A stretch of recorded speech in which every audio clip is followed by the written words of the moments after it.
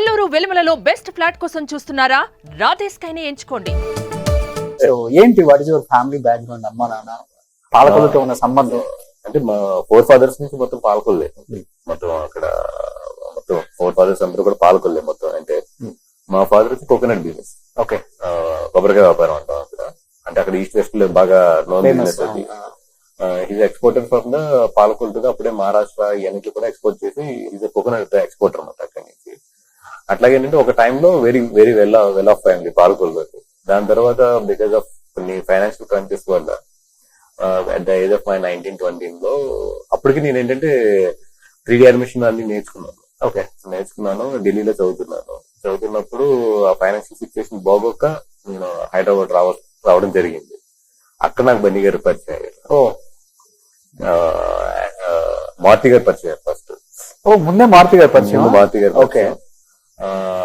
తర్వాత మారుతి గారు, వంశీ అని ఇంకో ఫ్రెండ్ ఉండేవాడు నా ఫ్రెండ్. వాళ్ళ ద్వారా నాకు బన్నీ గారు బ్రదర్ పరిచయం ఫస్ట్, బాబీ గారు.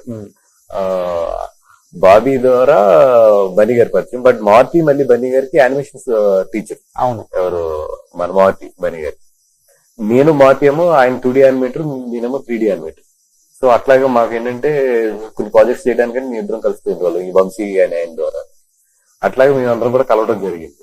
జరిగితే ఒక రోజు బాబీ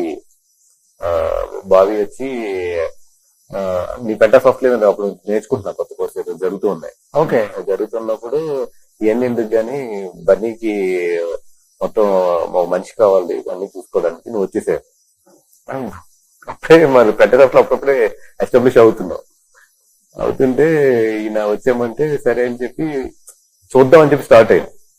అట్లా బాండింగ్ బాగా పెరగడం. కరెక్ట్గా అప్పుడే జానీ కూడా మాకు చిన్న చిన్న వర్క్స్ వచ్చినాయి. జానీ గురించి గిటార్స్ నుంచి ఆ లోగో జే అని చెప్పి లోగో మార్పు చేసాడు, అది మర్చెంటైజ్ లోగోస్ ఇవన్నీ. సో అట్లా మేము పనిచేస్తే అరవింద్ గారిని అప్పుడప్పుడు ఇంటరాక్ట్ అవ్వడం అలాగే ఏంటంటే ఇంకా బనీకి బాగా అటాచ్ అయిపోయి దాని ద్వారా అరవింద్